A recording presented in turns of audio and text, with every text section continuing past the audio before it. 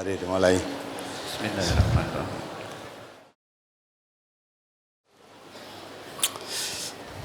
Ada yang perlu ditanyakan dari brosurnya? Ada beberapa pertanyaan dari brosur, mulai dari halaman pertama, surat Fatir ayat 28. A'udzu billahi minasyaitonir rajim. Innama yakhsyallaha min ibadihil ulama. Sesungguhnya yang takut kepada Allah di antara hamba-hambanya hanyalah para ulama, yakni orang-orang yang mengetahui kebesaran dan kekuasaan Allah.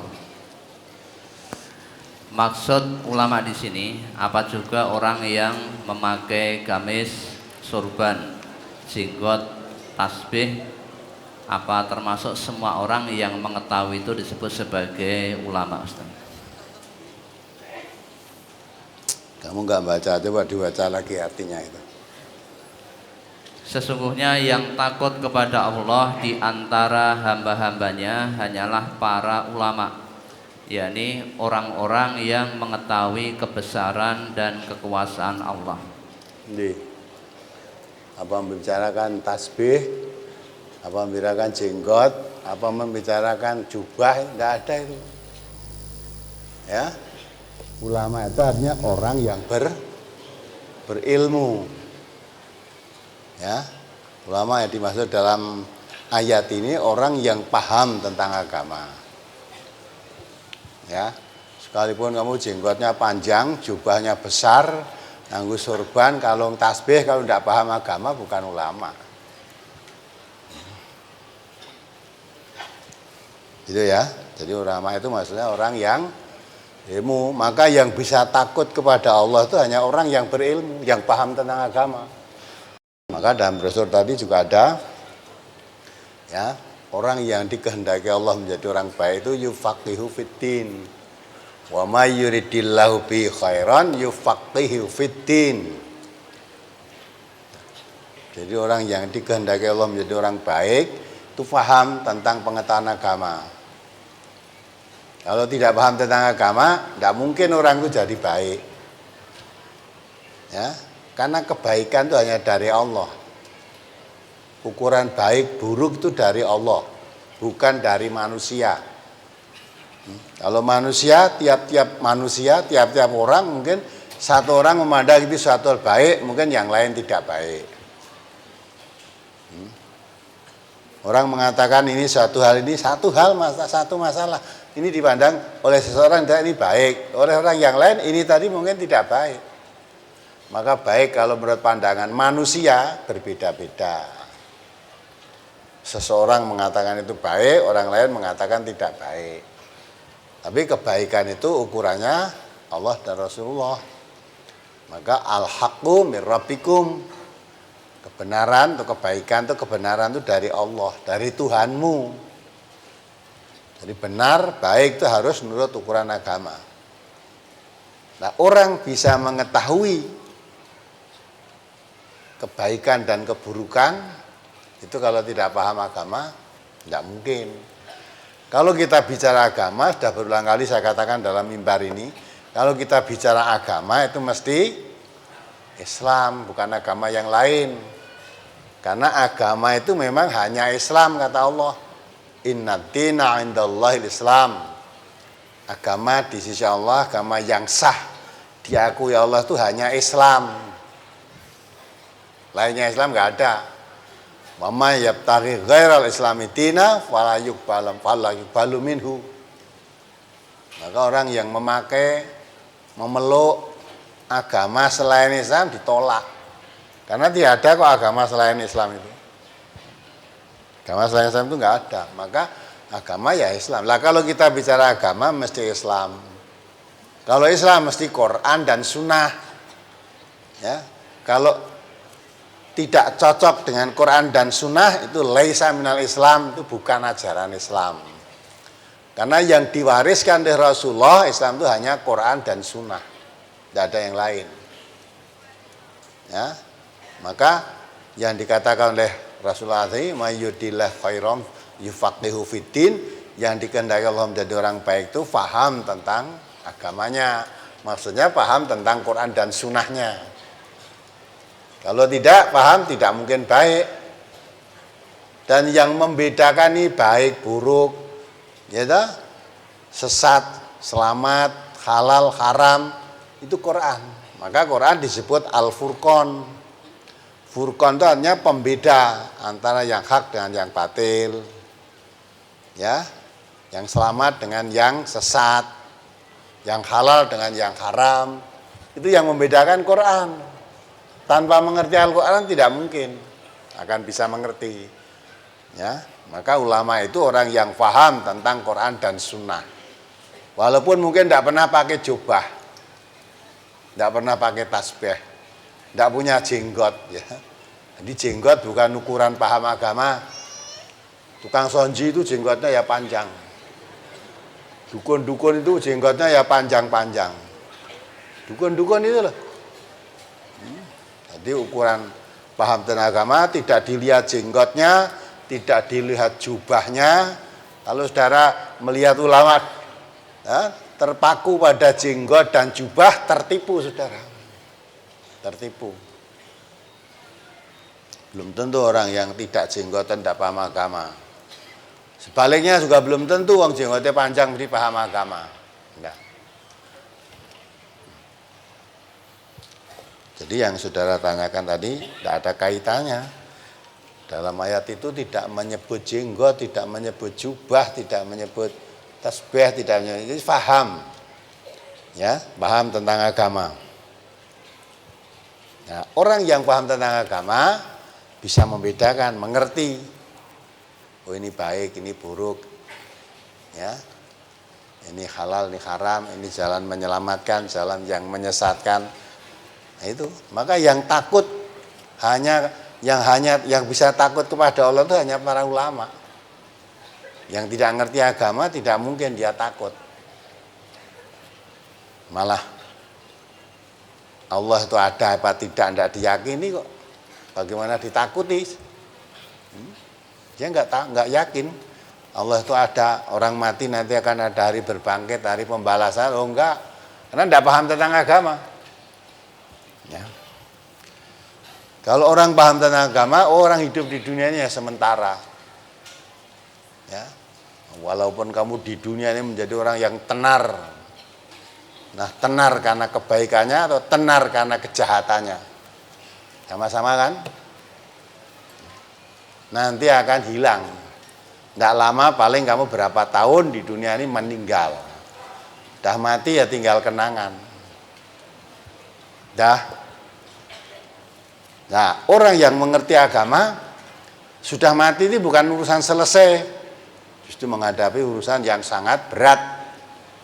Kalau di dunia ini seberat-berat apapun bisa tolong menolong.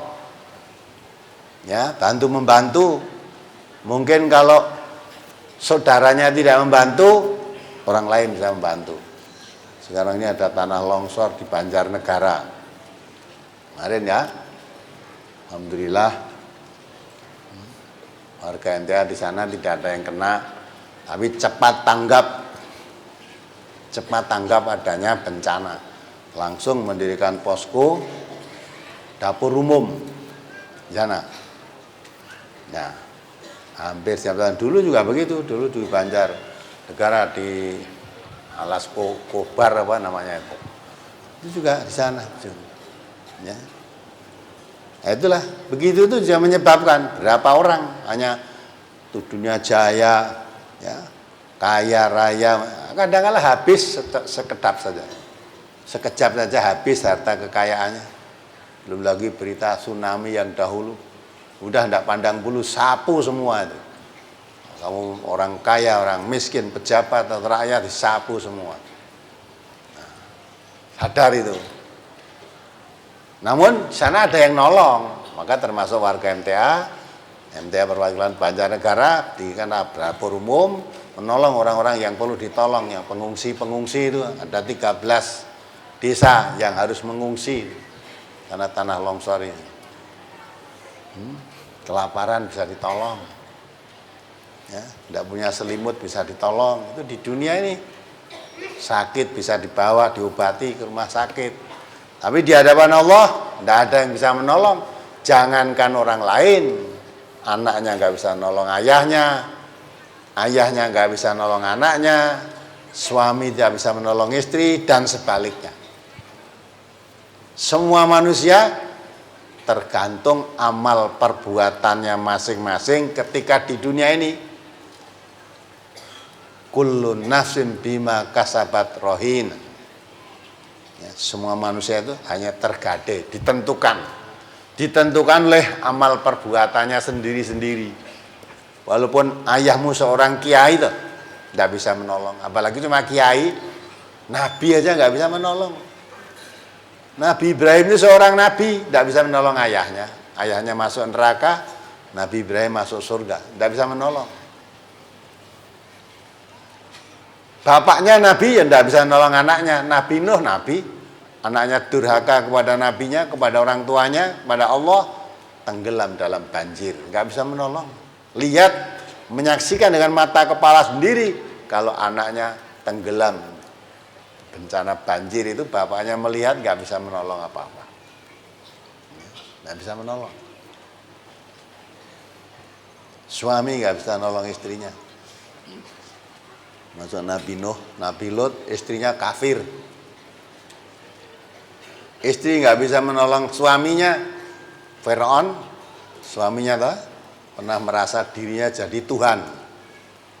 Nah, istrinya menjadi orang mukmin dengan dakwah Musa dan Harun. Akhirnya istrinya masukkan surga, Firaunnya tenggelam dalam laut merah dan masuk neraka. Ini ayat bagi kita semua. Apa yang kita bangga-banggakan di dunia ini? Maka yang bisa takut kepada Allah itu hanya para ulama. Siapa saja ulama itu tidak dilihat dari pakaiannya, tidak dilihat daripada bentuk tubuhnya, tapi pengetahuan dan pengamalannya tentang dinullah, agama Allah. Siapa saja boleh jadi ulama, asal kamu jadi orang yang alim, berilmu. Maka nasihat Nabi ya, jadilah orang berilmu, kun aliman. Sebelum jadi orang yang berilmu, jadi orang yang mencari ilmu, au muta'aliman. Ya. Mencari ilmu belum sempat, jadi pendengar saja, au mustami'an. Dengarkan radio di rumah, lihat TV, MTA di rumah, rungok betul. Ya. Itu pun belum sempat karena kesibukannya, au muhibban. Jadi orang senang saja dulu. Modal yang paling rendah itu senang dulu. Wala takunil khomis. Jangan menjadi orang yang kelima. Fatahlik, kamu mesti rusak. Kalau bisa jadi orang alim. Ulama tadi ya. Belum bisa jadi ulama, jadi belajar. Belajar agama, nanti akhirnya jadi orang alim. Belajar belum sempat, pendengar saja. Dengarkan dulu. Mendengar pun belum istiqomah, modal senang dulu. Aku jane ya seneng mengurung sempat. Do ngaji jane aku seneng ya. Anak-anak muda banyak yang ngaji nyetel radio yang atasnya zaman saiki yo. Saya ikut seneng tok. Senang itu dah modal. Kalau kamu menyenangi sesuatu mesti berusaha kepengen memiliki. Gitu. Kalau senang pun sudah itu golongan nomor 5, kata Nabi, kamu mesti rusak sudah. Ngaji ora seneng. Malah nek wong ngaji apa durung seneng ngaji, belum suka ngaji, orang ngaji pun tidak senang kita. Dengan orang ngaji itu enggak suka. Ya, dengarkan radio ya tidak suka, ada orang mendengar radio pun seneng hatinya. Modal senang aja nggak punya, mesti rusak kamu. Nah, aku nunggu radio itu saking anyele radionya dibanting. Radio kok dibantingi salah ya apa? Sebetulnya kalau kamu nggak suka suara ini masuk ke radiomu, sudah dipindah aja gelombang lain. Kok baca mau banting? Nah, kalau kamu nggak suka, sudah, tidak gelombang lain. Dan jangan lagi kalau perlu gelombang itu disegel. Kalau nggak segel nanti kamu nggak jarak muter-muter ketemu lagi itu. wah sing digetingi kok. Karena kan baru mendengar dia dadanya sudah panas, lah kowe mesti bakal rusak kan. Maka untuk jadi orang yang bisa takut kepada Allah hanya orang yang mengerti tentang agama. Apalagi? Masih di halaman 1 surat At-Taubah ayat 122. Wa ma kanal mu'minuna liyanfiru kaffah falaula nafara min kulli firqatin minhum ta'ifatul liyatafaqahu fid-dini waliyunziru qaumahum idza raja'u ilaihim la'allahum yahdarun. Tidak sepatutnya bagi orang-orang yang mukmin itu pergi semuanya ke medan perang. Mengapa tidak pergi dari tiap-tiap golongan di antara mereka beberapa orang untuk memperdalam pengetahuan mereka tentang agama dan untuk memberi peringatan kepada kaumnya apabila mereka telah kembali kepadanya supaya mereka itu dapat menjaga diri. Berkaitan dengan ayat ini, alhamdulillah semenjak mendengar radio Persada FM, hati saya menjadi tenang dan saya menjadi mantap untuk mengkaji pada cabang. Akan tetapi sebagian besar keluarga diajak untuk mencari ilmu agama itu kebanyakan tidak mau. Sholat pun jarang dikerjakan walaupun sudah diterangkan di kampung saya tentang sholat mencari ilmu, tapi juga tidak menghiraukan dan malah bicara begini, ngaji itu mengeluarkan dana terus. Sekarang saja untuk cari uang susah. Kalau kamu mengaji apa cukup untuk hidup di masa depanmu, untuk cari uang untuk menghidupi anak istri. Tapi saya jelaskan jangan cuma mencari kebahagiaan di dunia, tapi juga di akhirat kehidupan yang kekal dan sesungguhnya. Lalu bagaimana menjelaskan pada keluarga saya untuk mau mengkaji, karena sudah saya menasihati berulang kali, tapi malah acuh tak acuh dan malah mencaci saya, Ustaz. Ya, kamu mengerti kan? Harusnya tentang agama begitu, bagaimana bisa takut kepada Allah? Malah nyalahkan orang ngaji ngetokke dana terus.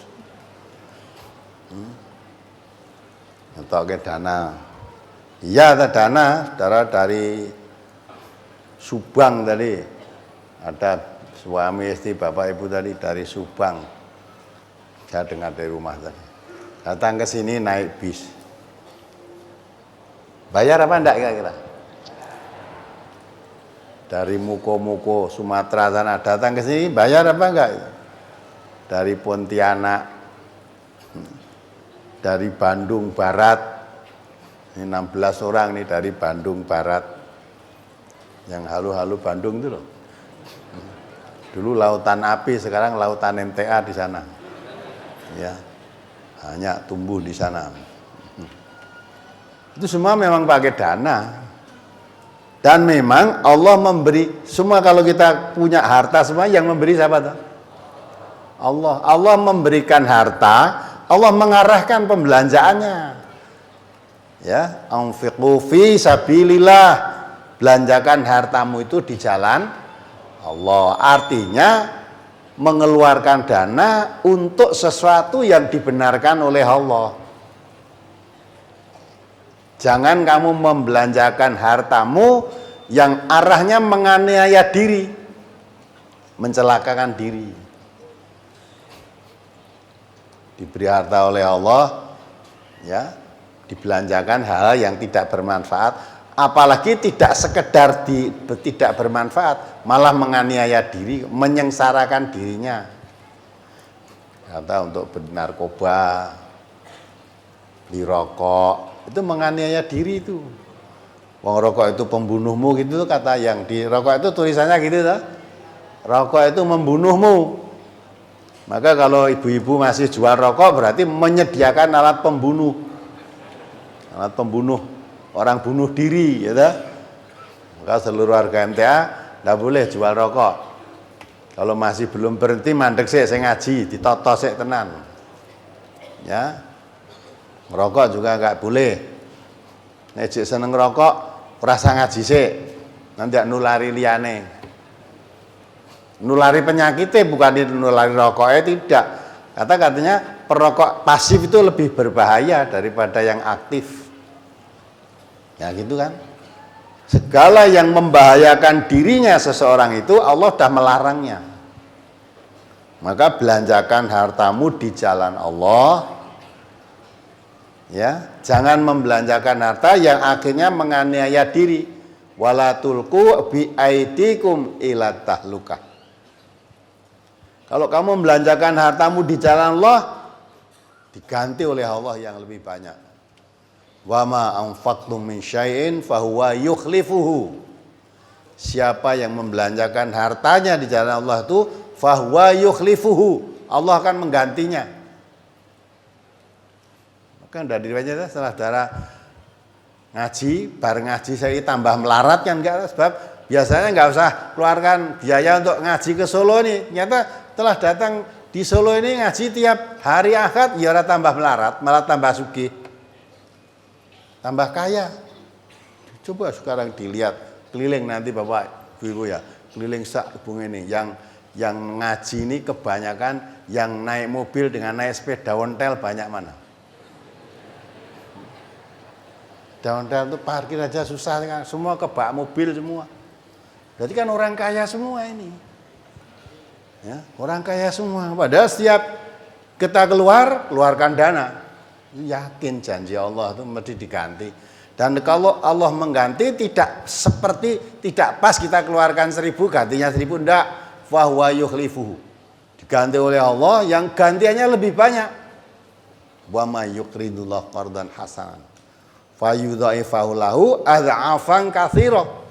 Akan diganti oleh Allah dengan lipat ganda yang banyak. Kita kan dilalah nih ya. Dilalah lagi baraku ngaji. Ekonomiku ya gampang, lancar, golek iku dilalah nek kita. Kalau bagi Allah enggak ada tembung dilalah, itu enggak ada. Udah janji kok itu Allah. Dilalah itu kayak orang jarak itu kan. Tapi kalau Allah semua sudah di-planning oleh Allah. Janji Allah tidak mungkin akan mengingkari, akan meleset itu enggak. Kalau tak ikhlas keluar di jalan Allah. Ya. Coba sekarang saudaramu yang tadi punya uang tidak pernah keluarkan untuk jalan Allah. Sekarang sugih apa enggak? Saudaramu tadi kamu lihat. Nah, kalau punya uang untuk apa coba? Dibelanjakan apa tidak? Nah, belanjanya kemana? Terus tambah kaya apa enggak? Iya kan? Samping itu melihat pandangan masa depan salah. Saudaramu tadi sumpen masa depanmu piye nek kowe mau mbodit go ngaji wae masa depanmu piye? Nah masa depan ini umumnya masa depan nek di bojo atau di anak mbok pakani apa gitu, nek tua atau piye, masa depan yang sesungguhnya itu masuk kubur itu loh. Allah mengatakan wal tandur nasum ma qaddamat lighad. Carilah bekal untuk masa depan, untuk hari esok. Maksudnya kalau esok masa hari akhirat. Kita setiap hari mata kita melek biar itu mesti golek dunia. Watenge lapar cari makan. Haus cari minum, itu tiap hari begitu di situ tiap. Ya, itu hanya kepentingan yang sementara di dunia. Lah yang kamu persiapkan untuk menghadap Allah di akhirat apa? Apa yang kamu siapkan? Padahal suatu hari yang pasti akan dimasuki oleh kita semua.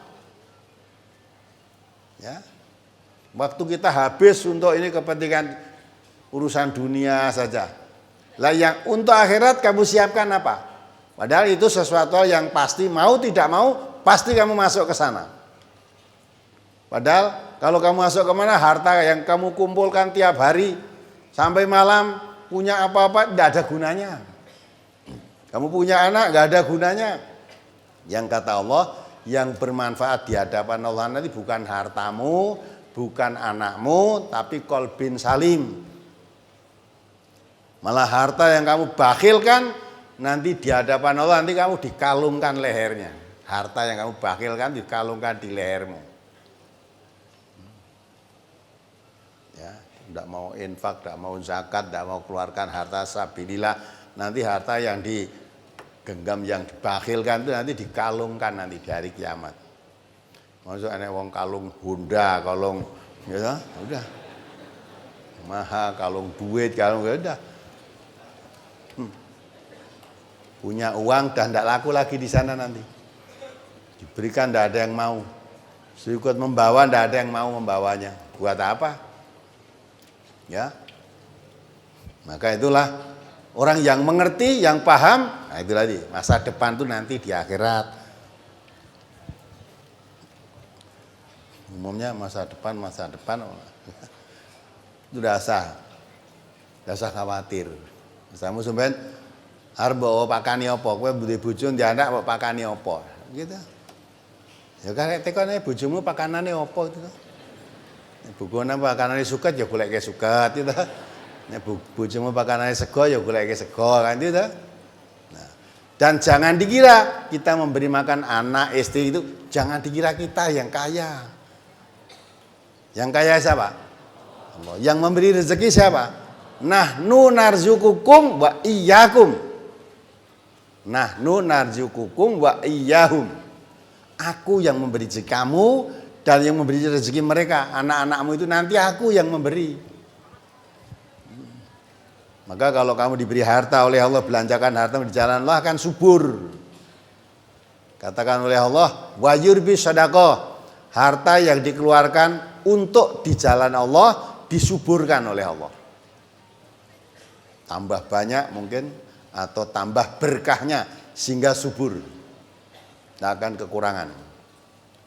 Tapi harta yang kamu bakhilkan ya, musnah, akan dimusnahkan oleh Allah. Tidak pernah cukup kamu. Ya, maka pada ayat jadi pentingnya cari ilmu. Di situ terangkan wa makanal mu'minuna liyanfiru kaffah. Falaula nafara min kulli firqatin minhum ta'ifatul yatafaqahu fiddin. Itu dalam situasi perang aja tidak pantas kalau semua orang Islam ikut perang, tidak pantas. Itu dalam situasi perang loh ya. Kabeh perang tidak pantas. Mengapa tidak ada segolongan dari kamu yang khusus pergi untuk mendalami agama, untuk ngaji? Ya. Manfaatnya apa? Nanti yang kamu paham kalau ngaji agama, akhirnya paham tentang agama, nanti memberi penjelasan, memberi penerangan, memberi nasihat. Tentara-tentara yang habis perang tadi, yang masih hidup kembali, nah, diberi nasihat tentang agama. Ditunjukkan jalan keselamatan. Ditunjukkan hal yang harus dijauhi, hal-hal yang harus dikerjakan.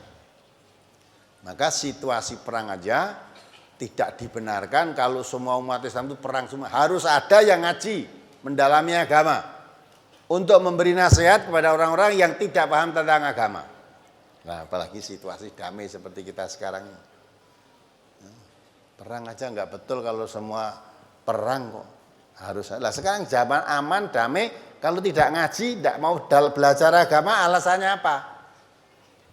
Ya, belajar agama nanti suatu saat diperlukan untuk dirinya sendiri, untuk keluarganya. Karena Allah memerintahkan kepada kita, ku anfusakum wa ahlikum naro, jaga dirimu, jaga keluargamu dari api neraka.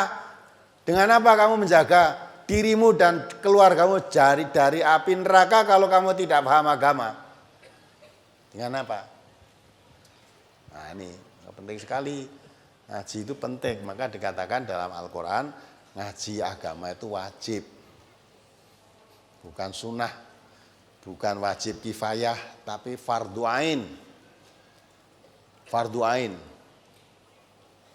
Maka kita mengaku saya orang Islam. Kitab suci mu apa? Quran. Isinya apa? Orang ngerti. Nabi Musa apa? Muhammad. Ya dah? Nabi Muhammad. Nabi Muhammad ini nek salat dia tidak tahu. Salat nek cara Nabi po iso lah, itu malah gitu lah. Nah, orang-orang yang gini nih jangan jadi panutan. Maka kita sebagai orang Islam harus berusaha paham terhadap agamanya. Kalau tidak paham, tidak mengerti atau belum mengerti, cari ilmu tadi, muta'aliman. Ya. Maka itu setelah mengerti agama, nanti bisa menyelamatkan dirinya, menyelamatkan keluarganya dari api neraka.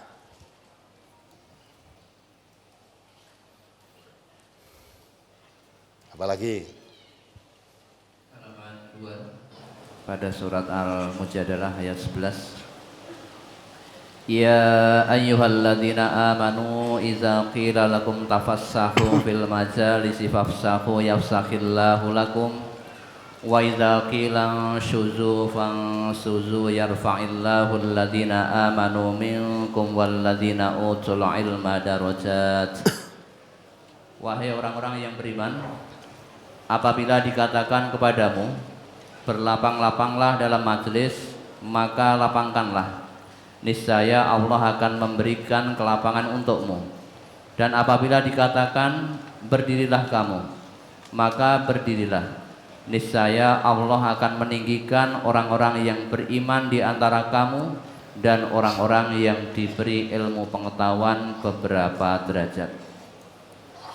Yang ditanyakan dari ayat ini, yang pertama, mohon dijelaskan pada kata berdirilah kamu, yang dimaksud berdiri ini bagaimana?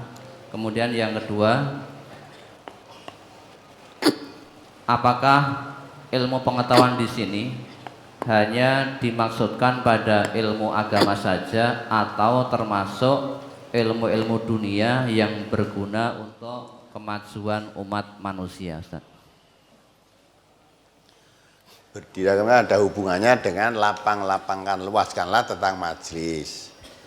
Ya, di situ ada kaitannya dengan melapangkan majlis tadi.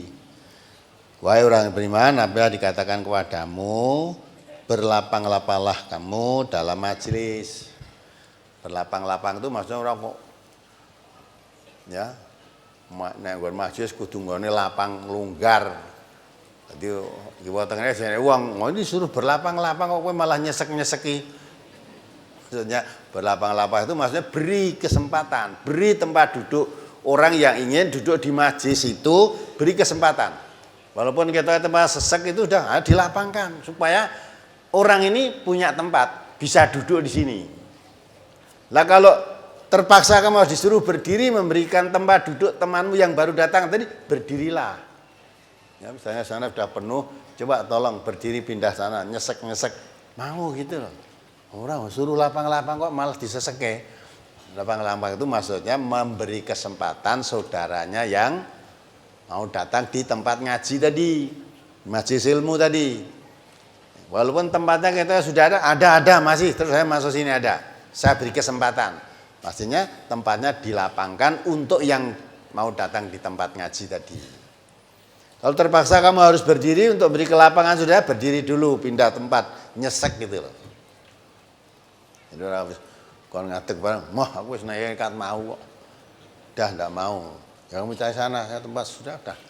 Ini patok sudah, ini tempat saya kok. Angger senden tembok ini tempat saya, jangan diusir saya. Kayak wis mapan akhirnya angkat ngaji langsung senden di tembok ini wis mau obah udah. Ya nikmat juga suruh lapang-lapangnya giliran itulah. Nah, enggak apa-apa memang itu bisa untuk itu.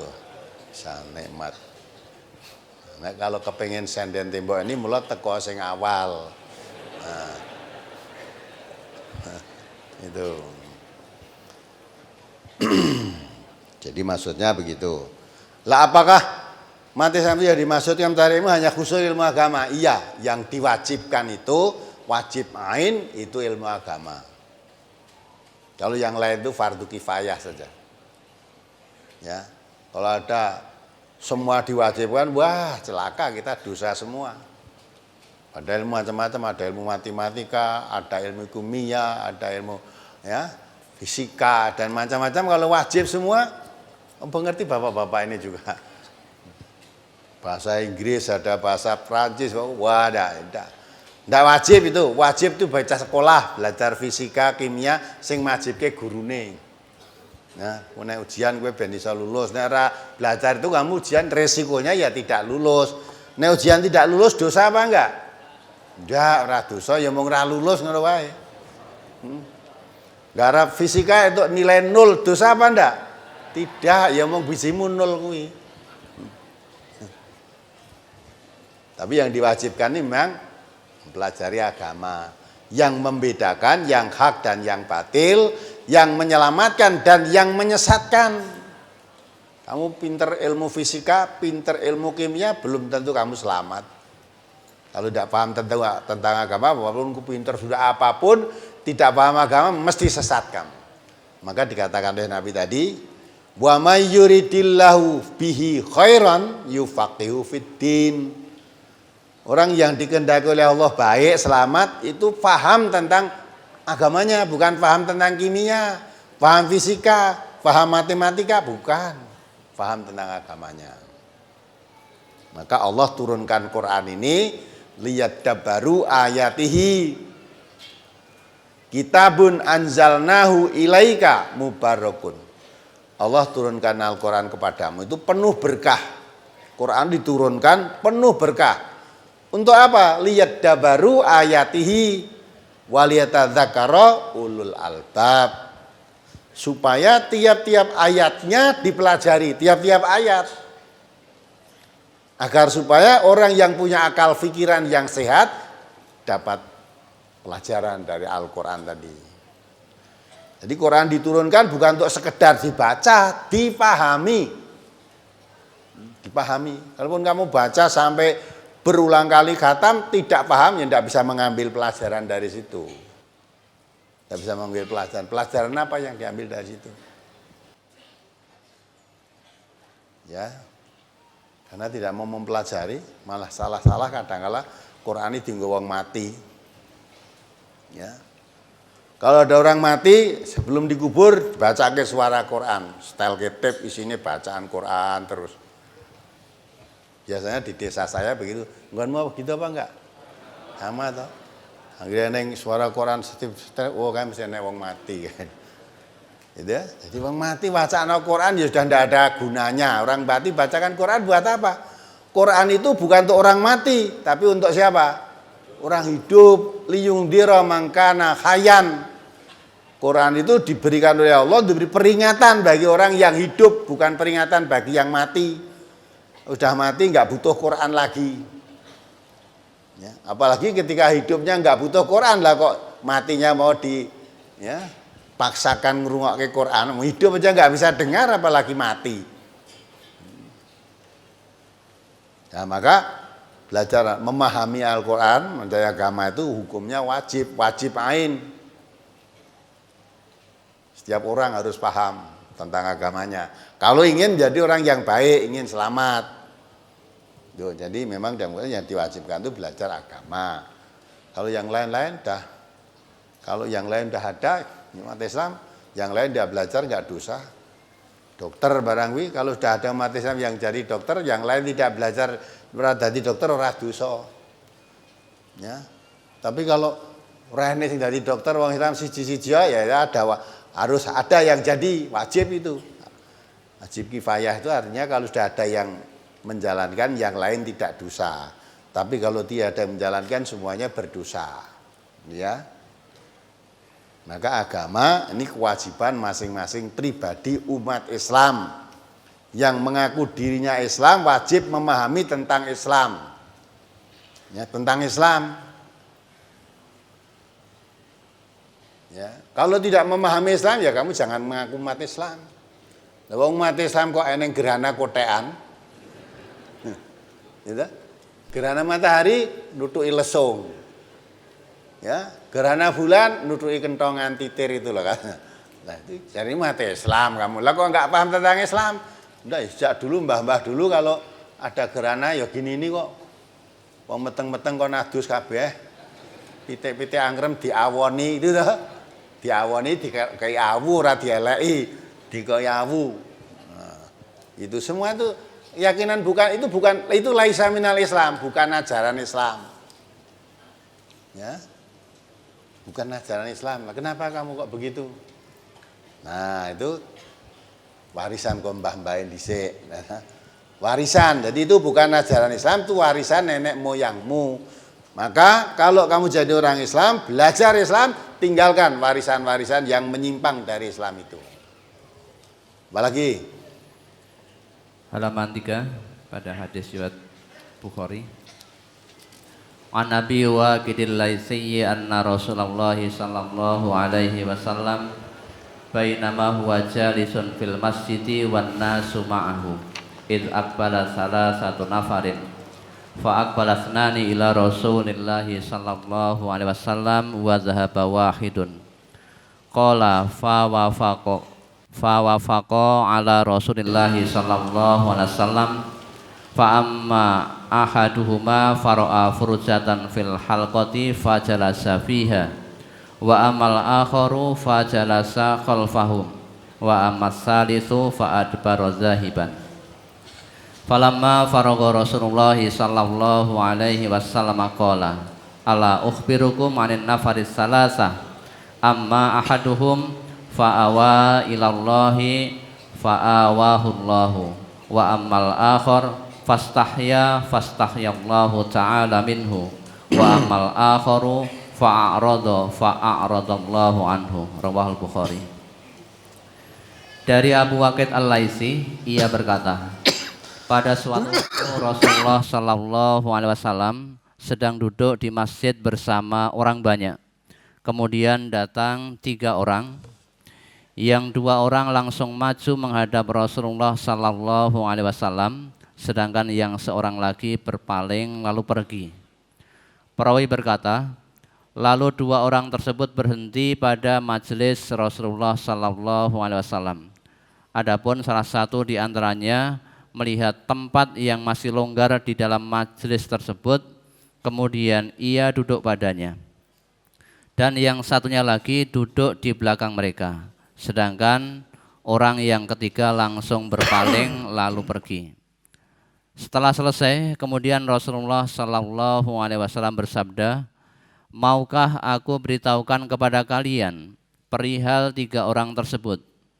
Adapun yang 1 orang, ia mencari keridhaan Allah, maka Allah pun ridho kepadanya. Yang satunya lagi, ia malu kepada Allah, maka Allah Ta'ala pun malu kepadanya. Sedangkan yang satunya lagi, ia berpaling, maka Allah pun berpaling pula darinya. Pertanyaan tentang orang yang duduk di belakang orang yang mencari ridha Allah, dikatakan ia malu kepada Allah, maka Allah malu kepadanya. Yang dimaksud bagaimana? Apakah apabila di lantai 2 di sini belum penuh, tetapi memilih lantai 4, apakah ini bisa digolongkan orang yang malu pada Allah, Ustaz? Kemudian hikmah apa yang bisa diambil dari hadis tersebut? Jadi hadis itu Rasulullah menerangkan ada 3 orang datang kepada Nabi ketika Nabi sedang menguraikan atau menjelaskan tentang agama, tentang ilmu. 3 orang itu datang.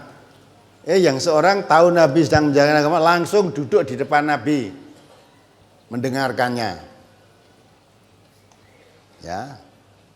Karena mencari ridha Allah, maka diterangkan orang yang datang langsung duduk di depan Nabi mendengarkan pengajian mencari ridha Allah, Allah ridha kepadanya. Yang satu lagi juga datang tapi malu-malu, mau datang duduk di depan, wis tak neng buri ben ra ketok. Jadi kalau kelihatan ini malu dia lah. Loh, tadi ridha Allah kok malu, maka diterangkan di situ Allah juga malu pada dia. Maksudnya orang mencari ridha Allah kok malu itu, ya diridhai Allah kok malu, ya Allah tidak butuh pada dia juga gitu. Yang satu lagi, pemuda satu lebih-lebih, oh begitu datang, wow pengajian tuh langsung lungo, pergi. Nah, jadi 3 orang itu beda-beda. Satu langsung seneng ada pengajian, duduklah, oke dah dapat ilmunya. Supaya lah hikmahnya apa? Kalau duduk di majelis ilmu dengan tempat yang enak, yang sungguh-sungguh memperhatikan pelajarannya, diterangkan jelas, itu dapat ilmu tentu. Tapi yang malu-malu lungguhe mulai sing adoh sing ora pati ketok gitu, lah dapatmu ya setengah-setengah. Lebih jelas lagi sing teko keri dhewe mau. Teko, wah kok wong akeh men ngopo? Wah, tak kira neng dangdutan. Bae ngaji langsung nginguk terus lunga. Nah, kuwi malah genah kuwi. Nah, itulah tidak diri oleh Allah. Memang orang itu enggak suka dengan kajian-kajian itu enggak suka. Pergi dah. Barang teko lho itu kok kono kok datang terus pergi. Oh, bae ngaji saya kira dangdutan gitu. Sudah tidak diridhoi Allah. Lah yang duduk di depan tadi memperhatikan dengan sungguh-sungguh itu diridhoi Allah. Itu maksudnya hikmah yang di pelajaran orang dalam menuntut ilmu itu ada yang datang dengan sungguh-sungguh memerlukan betul-betul. Nah kalau di dalam lantai 2 masih kosong kok kamu lantai 4, lah apa dalam isi hatimu apa yang menjadi sebab pilih lantai 4? Baku neng lantai 2 malu nanti kerep kesoting. Nanti kalau ngantuk ya kelihatan. Oh, kalau di lantai 4 kan ya enggak ada yang lihat, tahu langsung dudah sangune makanan, wis kono pelajaran mangan terus kan.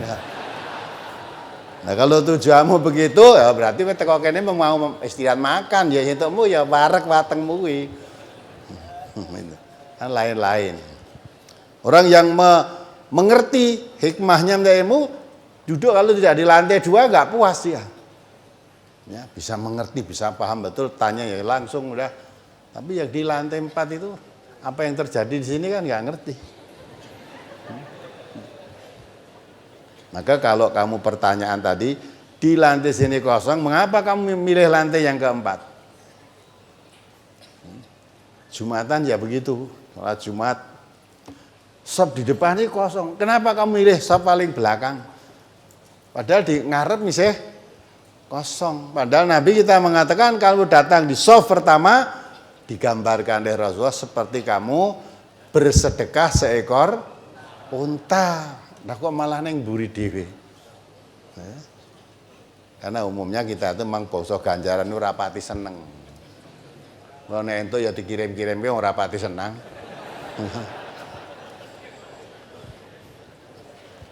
Tapi kalau uang nu itu wah aja nganti ora kuman, kudu entuk sing akeh kan gitu. Ya, itulah maksudnya ayat itu. Hadis itu. Apalagi Halaman 4 pada hadis yang di tengah. An Nabi Hurairah taqol qala Rasulullah sallallahu alaihi wasallam man salaka tariqan yaltamisu fihi ilman sahalallahu lahu tariqan ilal jannah. Rawahu Tirmizi. Dari Abu Hurairah ia berkata, Rasulullah sallallahu alaihi wasallam bersabda, barang siapa yang menempuh jalan untuk mencari ilmu, Allah akan memudahkan baginya jalan ke surga. Pertanyaan berkaitan dengan hadis tersebut. Dari rumah saya berangkat untuk mengikuti pengajian Ahad pagi.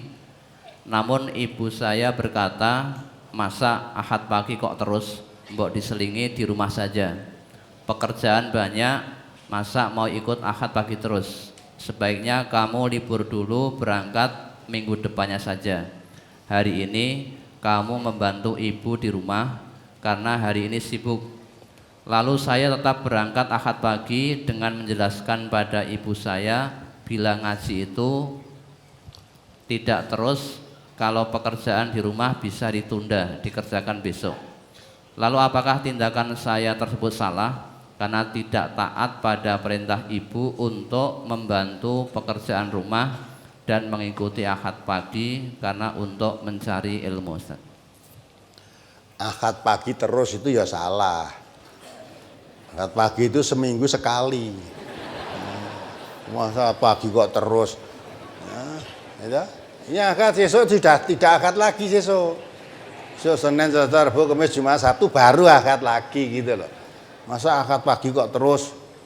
Nah, ada ibumu orang ngerti dino apa piye? Jadi akad pagi itu seminggu sekali.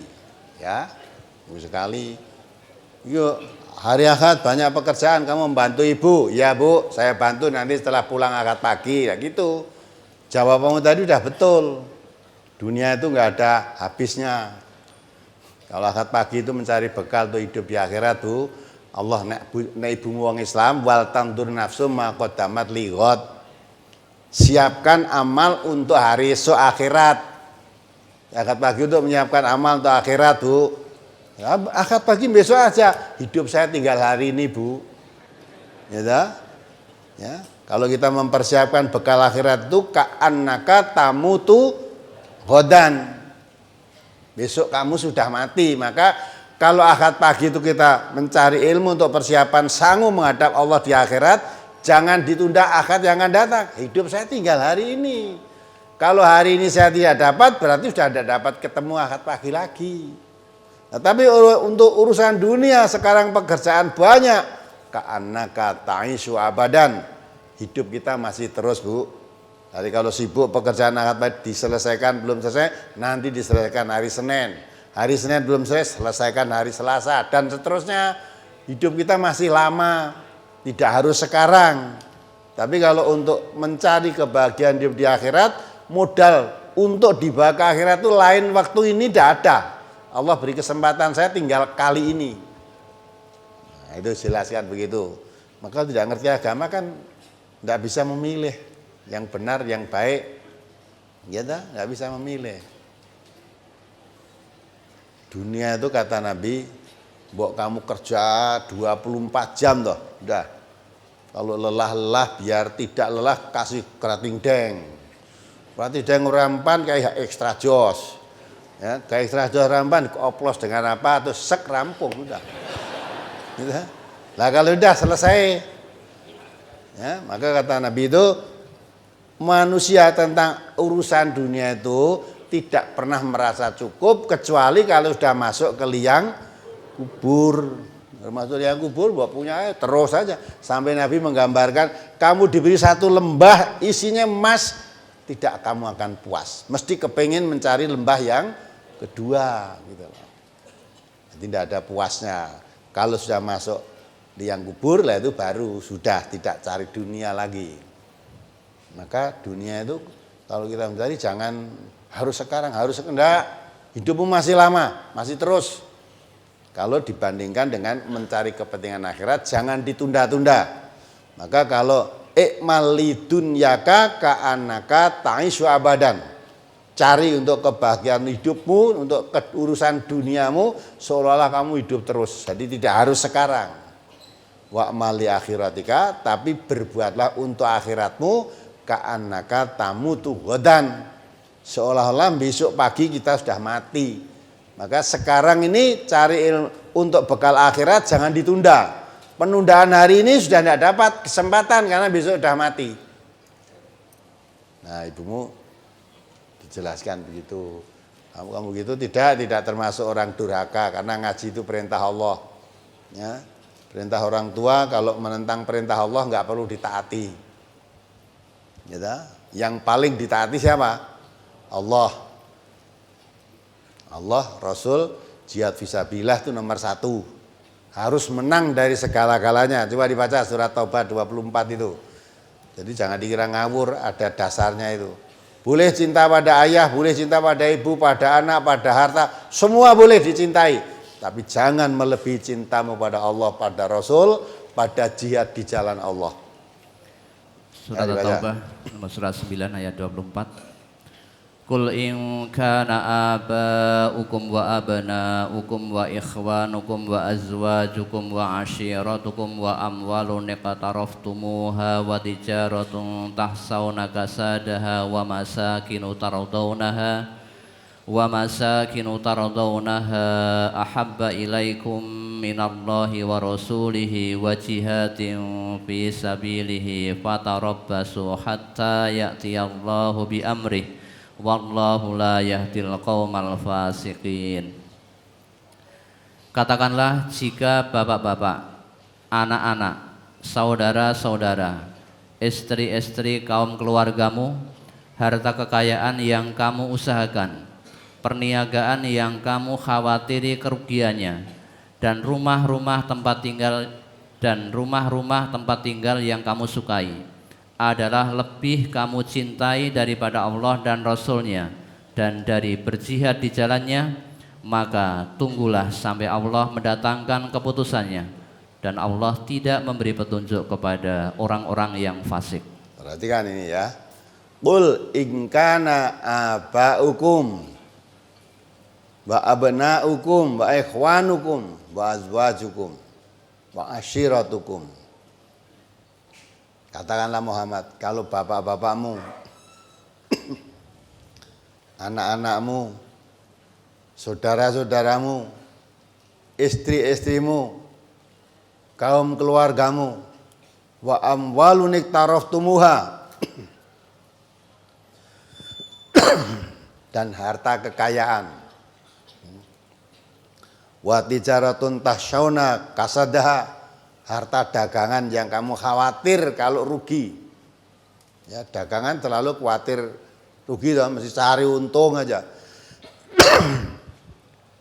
Wa masakinu tardaunaha, tempat-tempat tinggal yang kamu sukai, villa-villa, ya, tempat peristirahatan di tempat puncak-puncak yang dingin sana, ya, villa, tempat peristirahatan. Itu boleh dicintai ayah, anak, ya, saudara, keluarga, harta kekayaan, harta dagangan, rumah tinggal, itu dicintai semua boleh. Tetapi kalau kamu mencintai itu ahabba ilaikum minallah wa rasulihi wa jihadun fi sabilihi. Kalau cintamu kepada beberapa macam tadi, 8 macam tadi, lebih kamu cintai daripada Allah, lebih kamu cintai daripada Rasulullah, lebih kamu cintai dari jihad di jalan Allah. Kata Allah apa? Fatarabbasu hatta ya'ti Allah bi amri. Tunggu sampai Allah mendatangkan perkaranya. Ya. Ditutup oleh ayat itu, wallahu la yahdil qaumal fasiqin. Akhirnya kamu menjadi fasik. Kalau mencintai semua tadi, kamu kalahkan cintamu kepada Allah, lebih cinta dari semua tadi, cintanya pada Allah, cintanya pada Rasulullah, cintanya pada jihad di jalan, dikalahkan dengan cinta pada anaknya, pada ayahnya, pada dagangannya, pada rumah tinggalnya dan sebagainya tadi, kamu fasik, jadi orang fasik. Dan Allah tidak akan menunjuki pada orang-orang fasik, tidak akan beri petunjuk pada orang fasik. Ya, maka itu cinta pada ibu boleh, ya, cinta pada ayah boleh. Tapi kalau ayah ibu memilih jalan kekafiran daripada jalan taat kepada Allah, jangan ditaati. Tidak boleh ditaati.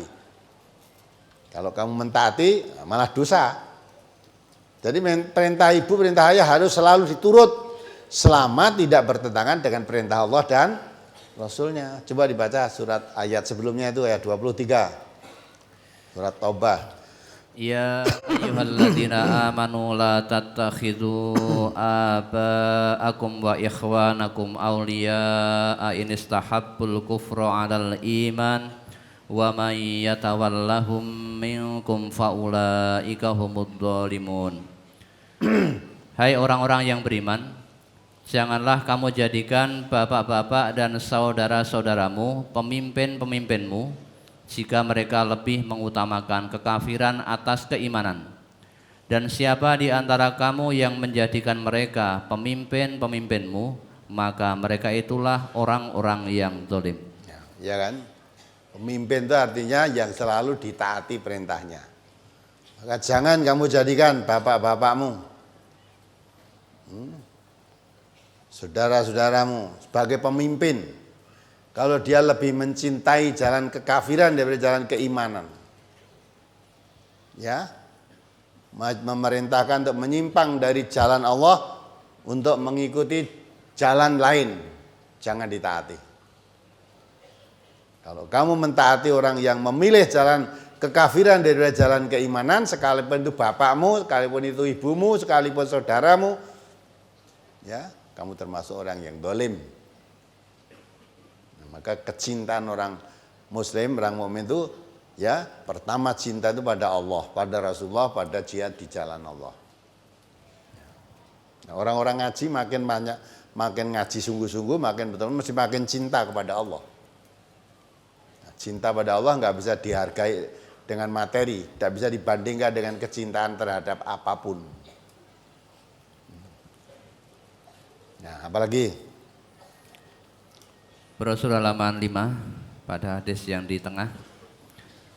An Abi Hurairah anna Rasulullah sallallahu alaihi wasallam qala idza matal insanu in qata'a anhu amaluhu illa min salasatin illa min shadaqatin jariyatin aw ilmin yuntafa'u bihi aw waladin sholihin yad'u lahu, rawahu Muslim.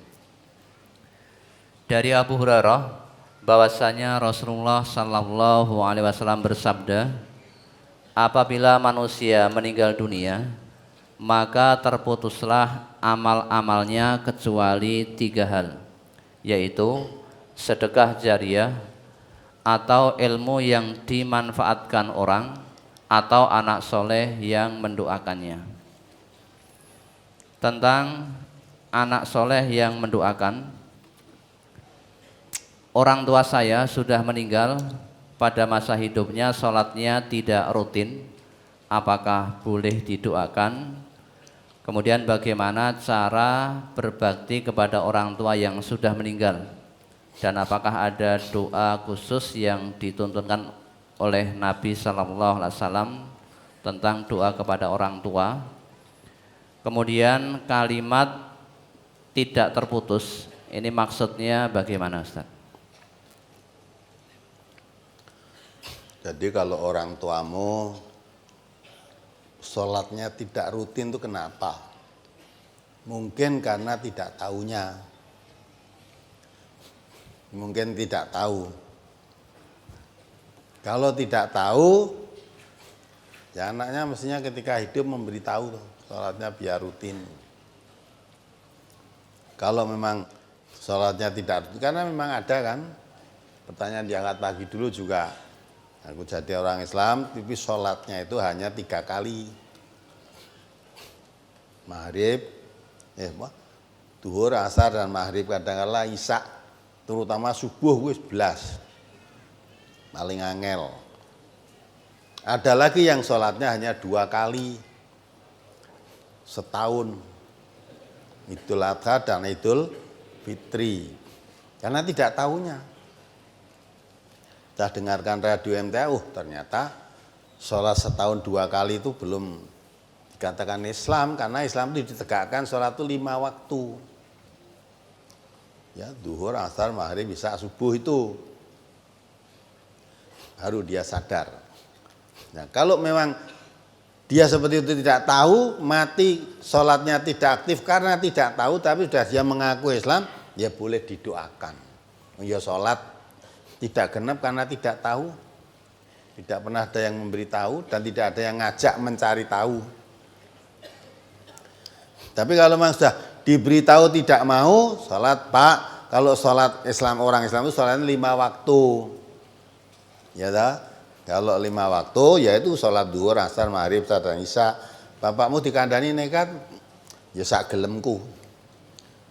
Sholat 5, aku gelem telu kan lumayan. Ya dah. Ya. Sholatnya harus 5, saya sudah mau 3 kan sudah baik toh. Nah, kan namanya kalau begitu berarti memang tidak mau. Kalau tidak mau diluruskan, dikandani tidak mau, ya itu berarti bukan orang Islam. Karena orang Islam itu sholatnya 5 waktu. Tapi karena tadinya tidak tahu, belum diberitahu, memang tidak pernah ada orang memberitahu, dia sudah sholat, ya sudah meninggal disolatkan. Mudah-mudahan Allah mengampuni dosanya. Itu. Kemudian yang dimaksudkan terputus itu apa? Terputus itu ya sudah putus. Kalau manusia mati, idza mata ibnu Adam in qata'a amaluhu. Manusia itu kalau mati amalnya sudah terputus. Ya ta? Tidak bisa beramal lagi kan? Illa min salas shadaqatin jariyatin, shadaqah jariyah, ilmin yuntafa'u bih, ilmu yang bermanfaat, awalatin sholihin yad'u lahu. Anak yang soleh yang mau mendoakan orang tuanya. Yang mendoakan gimana? Berbakti kepada orang tua yang sudah mati, maka bisanya hanya mendoakan itu. Doakan, kalau orang tuamu Islam, didoakan. Kalau orang tua ketika hidupnya tidak Islam, ya sudah tidak bisa didoakan.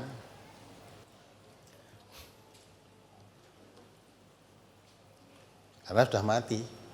Atau meneruskan berbakti kepada orang tua yang sudah mati, meneruskan hal-hal yang baik yang ditanggung oleh orang tuanya. Misalnya orang tuanya ketika hidup memelihara anak yatim, jangan setelah bapaknya mati anak yatim kamu usir, ya teruskan. Dipelihara, teruskan dalam rangka berbakti kepada orang tuanya. Itu. Jadi putus itu tidak ada, kecuali 3. Ini pun penafsirannya bermacam-macam. Ada yang memahami kalau orang mati sudah terputus amalnya kecuali 3. Ilmu yang bermanfaat. Ya. Artinya kalau kamu mengajarkan ilmu, selama ilmu itu masih diamalkan orang, walaupun kamu mati terus dikirim ganjaran terus, padahal ya tidak ada di situ hadis menerangkan kirim ganjaran itu ya enggak ada. Itu sedekah jariyah, amal jariyah. Kalau kamu mau ketika hidup kamu bikin masjid, selama masjidnya masih dipakai sholat, walaupun kamu mati masih dikirim ganjaran terus karena masjidnya dipakai sholat tadi. Anak soleh yang mendoakan. Itu. Jadi keterangan masjid itu dipakai untuk ganjaran terus itu ya tidak ada dalam hadis itu. Maka itu pemahaman. Ada lagi yang memahami 3 hal itulah yang selalu mengenang kebaikan orang yang mati tadi. Kalau orang mati meninggalkan ilmu yang bermanfaat itu sepanjang hidup masih dikenang orang. Dikenang orang itu. Ya. Seperti katanya yang menemukan listrik itu siapa? Apa? Yang menemukan lokomotif itu siapa? Mesin uap. Wes ora sah ado-ado lah. Angel kan. Ya. Para petani yang menemukan mesin erek itu siapa? Nah, kuwi ado-ado. Erek itu dikenal wong tani kabeh. Sebelum model mesin erek kuwi untuk nggogroke gabah itu macam-macam. Ada yang disabet-sabetke itu tuh. Nah, pikir-pikir sahabat-sahabatnya wah do mencelat aduh do akeh sing ilang ini. Hanya mikir baru akhirnya. Ya, orang sering panen itu latarnya dicubin semua. Terus di jereng itu pelindesi sepeda motor. Pernah gitu enggak? Ngerti itu? Nah, pelindesi motor biar gogrok gak pakai. Tapi mikir lama-lama kok mumet ya. Kamu beng terus nenggon latar itu kan lama-lama mumet. Akhirnya sekarang nemukan mesin erek itu serasa mulai erek neng pasar, neng sawah, mulai karo nggo gabah tok. Sampai sekarang masih belum ada yang lebih dari itu kan? Ya. Nah, itu ilmu bermanfaat itu, walaupun si pencipta itu mati masih dikenang orang. Asal nganggo iki, oh iki penemuan pertama si fulan itu. Jadi ilmunya masih bermanfaat. Apa terus yang menemui itu kirim ganjaran terus? Tidak ada keterangan kirim ganjaran. Pemenais mati barang dikirim ganjaran terus enggak. Nah, dia memberi contoh suatu kebaikan, dia akan mendapat pahala dari kebaikan itu kalau dia orang Islam. Di samping dia mendapat pahala mengamalkan satu kebaikan itu, dia dapat pahala karena menularkan kebaikan pada orang lain. Orang kok nanti kalau ilmunya diamalkan orang, yang mengamalkan orang lain, saya juga ikut ganjaran. Enggak ada gitu itu. Masing-masing itu mendapat amalan menurut sendiri-sendiri. Man amila sholihan fali nafsi, kalau kamu beramal soleh ya kamu dapat. Kalau yang beramal soleh orang lain, walaupun ilmunya dari kamu, dia beramal soleh ya untuk dia. Gitu? Apa meneh, apalagi kamu mengajarkan ilmu yang baik ya bermanfaat, dia mengamalkan, kamu sudah tidak mengamalkan malah. Ya, yang dapat kebaikan ya yang mengamalkan itu. Ya, itu kan. Doa anak yang soleh. Ya. Lah kalau anaknya soleh itu sekarang kadang-kala bukan didikan orang tuanya kok. Orang tuanya malah kalau anaknya ingin jadi anak soleh nggak boleh kok. Nggak boleh, ojo ngaji nanti tidak jadi anak soleh itu kan. Nah, ini yang dari Brebes kemarin sekarang masih di sini. Ini orangnya ini. Ya itu. Anak Brebes itu, Brebes milih dia. Seorang tuanya nggak suka, pokoknya satu keluarganya dia sendiri itu. Satu keluarga dia sendiri. Ya. Brebes di sini. Orang tuanya kalau diberitahu, oh, gurumu mau radio kok gitu.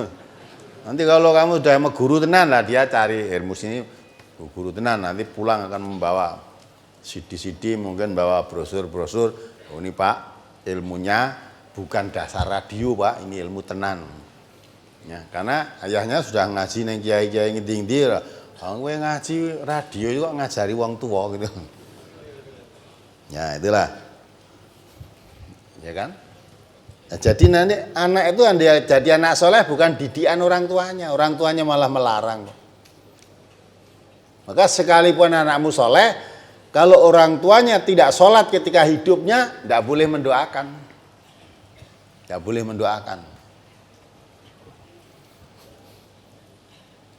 Apa terus doa anak soleh terus dikabul apa itu membawa orang tuanya masuk surga? Tidak. Hanya anak soleh itu berkewajiban mendoakan orang tuanya ketika orang tuanya hidupnya jadi orang Islam. Lah perkara doa itu manfaatnya bagaimana, dikabulkan oleh Allah apa tidak, kita tidak tahu. Hanya anak mendoakan orang tua itu satu kewajiban. Kalau kewajiban sudah dijalankan, ya sudah, saya dapat pahala, saya mendoakan orang tua kok. Perkara doa saya dikabulkan apa tidak, ya tentu harapannya dikabulkan.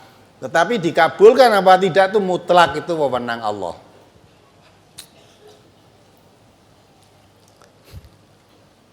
Apalagi? Apakah ada doa yang dituntunkan Nabi untuk mendoakan? Ada, itu malah jelas gitu kok dalam Quran toh. Rabbighfirli wali walidayya warhamhuma kama rabbayani shaghiran, itu toh. Mohon pada Allah, ampunilah ya Allah dosaku dan dosa kedua orang tuaku. Kasih sayangilah kedua orang tuaku seperti ketika beliau berdua itu mendidik aku ketika masih kecil. Ada tuntunannya itu doa. Kalau orang tuamu Islam, kalau tidak Islam ya nggak usah didoakan. Apalagi? Kemudian Rasulullah 6. Saya bacakan arti hadis yang di tengah. Dan tidaklah suatu kaum berkumpul di dalam suatu masjid dari masjid-masjid Allah, dan mereka membaca dan mempelajari Al-Quran, melainkan turunlah ketenangan jiwa dan rahmat menyelimuti mereka dan para malaikat menaungi mereka. Apakah masjid itu bisa disamakan dengan majlis? Ya tidak sama, majlis dengan majlis kan lain. Tetapi tekanannya di situ ngajinya tadi, memahami agama Allah. Ya, zaman Nabi kan pusat kegiatannya itu di masjid. Belajar agama ya di masjid. Ketika kita masih kecil ya dulu di masjid-masjid surau-surau itu. Ya. Nah sekarang masjid-masjid yang ngaji malah enggak boleh kok sekarang. Ya kan? Situ ngaji Quran malah enggak boleh sekarang. Maka Masjid Tahfidz Al-Quran tidak mendirikan masjid. Di mana-mana cabang-cabang perwakilan mendirikannya gedung majelis untuk pengajian. Lah kok orang masjid? Nanti tidak timbul fitnah. Kalau warga NTA mendirikan masjid, padahal di kampung itu sudah ada masjid. Ya, nanti orang NTA kalau sholat mesti di masjid yang didirikan sendiri toh. Nah nanti akan fitnah loh. Wong MTA itu sholat dengan lainnya golongannya nggak mau sholat, di sini udah ada masjid, saya mendirikan lagi gitu ya. Maka seluruh warga MTA sholat jamaah di masjid yang sudah ada. Untuk ngaji dirikan gedung untuk pengajian. Itu ya. Jadi masjid dengan majelis ya lain. Tapi tekanannya di situ bukan masjid dan majelisnya, berkumpulnya untuk mempelajari ayat-ayat Allah itu. Itu di mana saja, apa di masjid atau di rumah atau di gedung, yang penting belajar agama Allah itu suatu kebaikan. Apalagi Halaman 6 masuk ke halaman 7. An Nabi Musa anin Nabi sallallahu alaihi wasallam qala masalu ma ba'asani Allahu bihi minal huda wal ilmi kama salil ghaisil kasiri asaba ardon fakana minha naqiyatun qabilatil ma'a fa anbatatil kala'a wal usbal kasira wa kanat minha ajadibu amsakatil ma'a fa nafa'allahu bihan nasa fasaribu wasaqau wa zara'u wa asaba minha ta'ifatan ukhra innama hiya qi'anun la tumsiku ma'an wa la tumbitu kala'an fadzalika masalu man faqiha fi dinillahi wa nafa'ahu ma ba'asani Allahu bihi fa'alima wa 'allama wa masalu man lam yarfa bidzalika ra'san wa lam yaqbal hutallahi alladzi ursiltu bihi. Rawahul Bukhari. Dari Abu Musa, dari Nabi sallallahu alaihi wasallam, beliau bersabda, perumpamaan apa yang Allah mengutusku dengannya, yakni petunjuk dan ilmu, adalah seperti hujan lebat yang mengenai tanah. Di antara tanah itu ada yang subur yang dapat menerima air, lalu menumbuhkan rumput dan tumbuh-tumbuhan yang banyak. Dan di antaranya ada pula tanah yang keras yang dapat menahan air, tetapi tidak bisa menumbuhkan tumbuh-tumbuhan. Maka dengannya Allah memberi kemanfaatan kepada manusia. Mereka bisa minum, memberi minum ternak dan bertani. Dan air hujan itu mengenai pula tanah yang lain, yaitu tanah yang keras dan licin, tidak dapat menahan air dan tidak dapat menumbuhkan tumbuh-tumbuhan. Demikian itulah perumpamaan orang yang faham tentang agama Allah dan bermanfaat baginya apa yang Allah mengutusku dengannya. Ia mengetahui dan mengajarkan kepada orang lain, dan perumpamaan orang yang tidak mengangkat kepalanya dan orang yang tidak mau menerima petunjuk Allah yang aku diutus dengannya. Hadis ini mohon dijelaskan. Jadi Allah mengutus Nabi membawa Al-Quran. Al-Quran disebarluaskan oleh Rasulullah. Itu digambarkan seperti hujan. Hujan turun. Hujan turun tuh jatuh di tanah yang subur, ada yang tanah itu tandus, ada yang tanah itu kering dan licin. Maksudnya yang dimaksudkan tanah-tanah tadi hati manusia. Jadi hati manusia itu digambarkan seperti tanah subur, digambarkan seperti tanah kering, tambah lagi tanah yang keras dan kering. Tanah yang subur, kejatuhan hujan tadi bisa tumbuh tanaman-tanaman, bahkan rumput-rumput pun bisa tumbuh. Tanaman-tanaman yang akhirnya membawa rezeki kepada manusia, bahkan rezeki pada binatang-binatang. Ada lagi tanah yang keras, kejatuhan hujan tidak menumbuhkan tanaman tapi bisa menyimpan. Karena itu bisa menyimpan air. Bikin tanah keras tapi dibikin lubangan gitu, kayak waduk itulah namanya. Datang. Bisa menyimpan air tapi nggak bisa menumbuhkan tanaman. Nah akhirnya air itu bisa bermanfaat untuk orang lain. Bisa diambil untuk minum, bisa digunakan untuk minum ternaknya. Tapi tanah itu sendiri tidak bisa menumbuhkan apa-apa pada dirinya. Bermanfaat pada orang lain, tapi dirinya sendiri tidak mengambil manfaatnya. Yang ketiga, tanah yang kering lagi tandus. Kejatuhan hujan itu tidak bisa menyimpan air, begitu jatuh langsung habis, malah licin, dipadas itulah. Pada ketiban banyu, sudah nanti selesai hujan ya habis sudah. Itu gambaran. Jadi orang yang mempunyai hati yang subur itu kalau dia diterang-terangkan Al-Quran itu zadathum imanan, tambah imannya, tambah baik perbuatannya. Di samping dirinya tambah baik, dia bisa menyebarkan kebaikan tuh yang diterima Al-Quran yang diterima tadi kepada orang lain. Jadi manfaat pada dirinya dan manfaat untuk orang lain. Kalau yang satu tadi hanya menyimpan tapi tidak bisa mengambil dirinya sendiri, orang lain bisa mengambil ilmunya dari dia, umpamanya tentang ngaji, tentang agama, bisa memberikan pelajaran sholat yang benar, wudu yang benar berdasarkan tuntunan agama, bisa ngajarkan yang benar. Tapi dirinya sendiri tidak sholat, tapi ngajari sholat yang benar bisa, wudu yang benar bisa. Oh, wudu menyapu kepala begini tidak betul, yang betul sini, ya gitu dah. Bisa, tapi dia sendiri nggak sholat. Jadi manfaat orang lain, tapi bagi dirinya tidak bermanfaat. Dalam Quran diterangkan mabuk, judi, namal khomru wal maisir wal ansabu wal azlam rijsun min amalish syaitan. Mabuk, judi, sesaji, mengundi nasib, dan mana itu, ini loh ayatnya, ini perbuatan keji, perbuatan setan ini, fajtani buhu, jauhi supaya kamu beruntung. Bisa menerangkan pada orang lain. Tapi dia sendiri tukang mabuk, dia sendiri suka judi, sesaji malah sindungani. Jadi dirinya nggak bisa ngambil manfaat, tapi untuk orang lain bisa mengambil ilmu dari dirinya. Itu. Nah, yang satu lagi, dah tidak ada bekas sama sekali.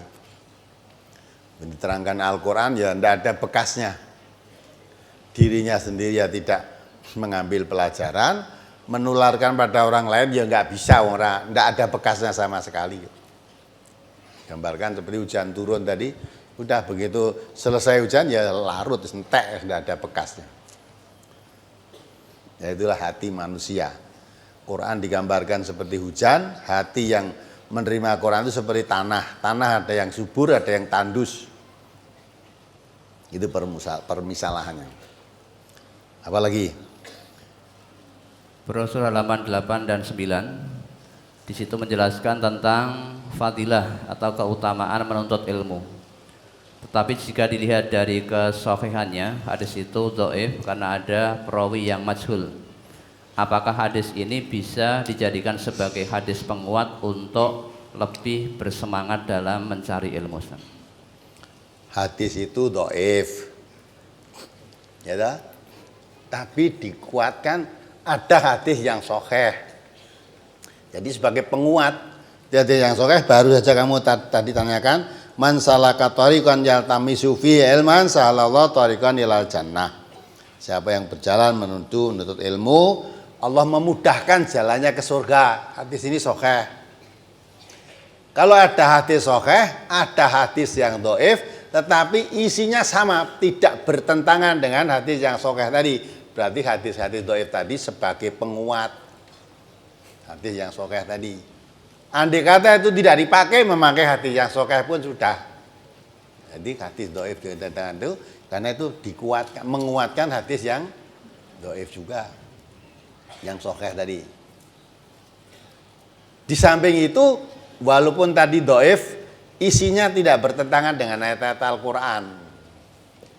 Ya, ayat Quran menerangkan orang yang mengerti ilmu, memahami agama itu, ya, digambarkan seperti orang yang melihat, yang tidak mengerti seperti orang buta. Diperbandingkan apa sama orang yang mengerti dan orang yang tidak mengerti. Maksudnya orang yang mengerti agama dengan orang tidak mengerti agama itu apa sama? Quran mengatakan begitu. Lah hadis tadi mendorong untuk belajar agama supaya mengerti agama. Supaya menjadi orang yang tidak sama dengan orang yang tidak mengerti. Maka walaupun hadis tadi dhaif, karena ada hadis-hadis sahih yang semakna dengan hadis itu tadi, hadis itu bisa dipakai. Samping itu tidak bertentangan dengan ayat-ayat Al-Quran, maka hadis itu bisa dipakai. Apalagi halaman 10 pada hadis yang kedua. An Anas bin Malik qala Rasulullah sallallahu alaihi wasallam talabul ilmi fardhatun ala kulli muslimin wa talibul ilmi yastaghfiru lahu kullu syai'in hatta al-khitanu fil bahri. Dari Anas bin Malik ia berkata, Rasulullah sallallahu alaihi wasallam bersabda, menuntut ilmu adalah wajib atas setiap orang Islam. Dan sesungguhnya orang yang menuntut ilmu dimintakan ampun oleh segala sesuatu hingga ikan-ikan yang di laut. Mohon dijelaskan tentang orang yang menuntut ilmu dimintakan oleh segala sesuatu hingga ikan-ikan yang ada di laut. Ini maksudnya bagaimana? Ya, gitu itu. Ya. Kita mengatakan orang yang menuntut ilmu itu diterangkan di situ, maka akan dimintakan, didoakan. Ya, yang menuntut ilmu tadi. Dan siapa yang halaman berapa tadi? Halaman 10. Halaman 10. Masuk ke 11. Barang siapa yang keluar bepergian untuk menuntut ilmu ini? Yang bawahnya. Ya. Menuntut ilmu adalah wajib, dijelaskan. Quran ya mengatakan begitu, menuntut ilmu itu wajib kan?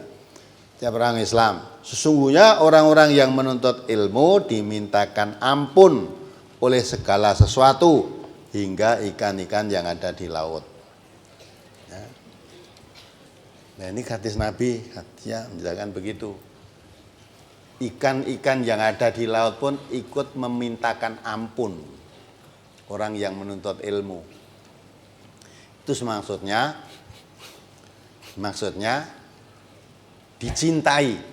Orang menuntut ilmu itu dicintai Allah sampai makhluk-makhluk yang lain, ikan di laut pun ikut mendoakan, memohonkan ampun. Aja tekon carane ndonga piye wae kuwi. Ya itu Nabi menerangkan begitu, itu menunjukkan bahwa orang yang menuntut ilmu itu dicintai oleh sampai ikan di laut pun ikut memintakan ampun. Ya sudah. Maka bergembiralah jadi orang yang menuntut ilmu. Maka Nabi mengatakan, khairukum man ta'allamal Qur'an wa 'allamahu. Sebaik-baik kamu orang yang menuntut ilmu, belajar dan mengajarkan Al-Qur'an. Ilmu ini maksudnya ilmu agama. Itu menjadi orang yang paling baik. Sampai dikatakan oleh Rasulullah, ya, segala sesuatu ikut memintakan ampun, sampai ikan dalam laut pun ikut memintakan. Nah ini orang yang paling baik. Ya. Nah, hanya orang yang tidak baik, yang tidak suka, ikan saja memintakan ampun, malah ada orang yang tidak suka dengan orang yang menuntut ilmu agama. Ya, kalah dengan ikan tadi ya. Itu maksudnya menunjukkan bahwa orang yang menuntut ilmu itu dicintai semua makhluk, termasuk ikan di dalam laut, ikut mendoakan orang yang menuntut ilmu itu. Doanya bagaimana? Jangan tanya. Itu gaib ya dah. Ya. Apalagi Halaman 11 hadis yang paling bawah. An Abi Dzarrin qala li Rasulullah sallallahu alaihi wasallam, ya Aba Dzarrin, la antaghduwa fata'allama ayatan min kitabillahi khairun laka an tusalliya mi'ata rak'atin wala antaghduwa fata'allama baban minal ilmi umila bihi aw lam yu'mal khairun min an tusalliya alfa rak'atin. Rawahu Ibnu Majah. Dari Abu Dzar ia berkata, Rasulullah sallallahu alaihi wasallam bersabda kepadaku, hai Abu Dzar, sungguh kamu pergi untuk mempelajari satu ayat dari kitab Allah, itu lebih baik bagimu daripada kamu sholat sunnah 100 rakaat. Dan sungguh kamu pergi untuk mempelajari satu bab ilmu, baik diamalkan atau tidak, itu lebih baik bagimu daripada kamu sholat sunnah 1000 rakaat. Mohon dijelaskan pada kalimat baik diamalkan atau tidak. Ini maksudnya bagaimana, Ustaz? Kalau menurut ilmu diamalkan atau tidak, ya tidak ada manfaatnya kalau tidak diamalkan. Maka belajar tidak cukup satu hadis. Hadis yang lain mengatakan orang yang punya ilmu tidak diamalkan seperti lebah tidak bermadu. Orang memelihara lebah itu mau diambil madunya. Lah ini lebah tidak bermadu, mau diambil apanya? Ya, menyengati tok toh. Dari dulu ambil madu tidak ada, malah kesengat-sengat tok. Nah, ilmunya banyak, tidak diamalkan ya seperti lebah tadi, kemana-mana suka menyengat gaya panas tok, nih dia sendiri tidak bisa mengambil manfaat. Atau dikatakan oleh Rasulullah seperti pohon yang tidak berbuah. Ya. Jadi kalau hadis lain bertentangan ini, bertentangan. Maka menurut keterangan, coba dibaca keterangannya. Keterangan hadis ini oleh Al-Mundhiri di dalam Targhib wa Tarhib dinyatakan sanadnya hasan, tetapi di dalam kitab Majma'ul Zawaid didhaifkan oleh Al-Haythami karena di dalam sanadnya ada 2 perawi yang dhaif, yaitu Abdullah bin Ziyad dan Ali bin Zaid bin Jud'an. Nah, ya kan? Hadisnya saja itu masih diperbincangan, masih goncang. Dhaif dan sahnya masih diperbincangkan. Maka isinya ya goncang tadi kan. Hadis itu dhaif. Walaupun ada yang menghasankan, ada yang mendhaifkan. Maka isinya goncang. Masa nuntut ilmu diamalkan atau tidak lebih baik daripada sholat 1000 rakaat. Wong tidak diamalkan kok. Ya. Justru kalau kamu punya ilmu tidak diamalkan, di hadis lain menerangkan dilaknat kamu. Kamin talil Quran wal Quran yal'anuhum. Berapa banyak orang belajar Al-Quran tapi Quran melaknatnya. Jadi orang belajar Quran tapi apa hasil dari belajar Quran tadi tidak diamalkan, dilaknat oleh Quran tadi. Dilaknat itu maksudnya dijauhi, dikutuk.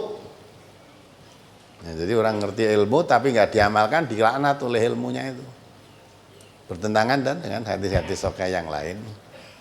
Maka kalau menurut ilmu itu mestinya diamalkan, bukan diamalkan atau tidak. Kalau tidak ya tidak ada gunanya. Apalagi Bagaimanakah hukumnya bagi orang yang sering mengaji dengan rutin, mestinya banyak ilmu yang didapat tetapi belum bisa diamalkan semuanya? Berdosakah orang tersebut? Kemudian yang kedua, apakah kalau kita sudah menuntut ilmu, sudah termasuk orang yang beruntung walaupun ilmu itu tidak semua dipraktekkan, Ustaz? ya, tidak mungkin kalau semua dipraktekkan sekaligus kan tidak. Ya. Saudara tahu toh? Kalau haji itu hukumnya apa? Wajib. Semua orang Islam harus haji. Saudara-saudara yang belum haji banyak enggak? Kenapa enggak diamalkan? Lah enggak punya uang katanya. Jadi belum bisa mengamalkan haji, tahu ilmunya, tapi enggak bisa mengamalkan karena belum ada alat untuk mengamalkannya itu. Gitu. Tetapi kita sudah tertanam keyakinan. Haji adalah suatu kewajiban bagi saya seorang Islam. Saya harus ibadah haji. Nah, gitu. Nah, mengamalkannya bukan mengamalkan terus ibadah hajinya. Kalau tertanam suatu kewajiban untuk beribadah haji, saya mulai mengamalkan, mempersiapkan sangu. Mungkin menabung, mungkin cara bagaimana untuk kumpul-kumpul biar ibadah haji. Sudah mengamalkan itu namanya. Jadi kalau mengkaji semaksimalnya harus berusaha untuk diamalkan. Kalau belum bisa, semua belum diamalkan, artinya secara keseluruhan latar kabuna tobakonan tobak. Mengamalkan itu setahap demi setahap. Ya, setahap demi setahap. Nggak mungkin ilmu sekian banyak terus beramal ke kabeh setahap demi setahap.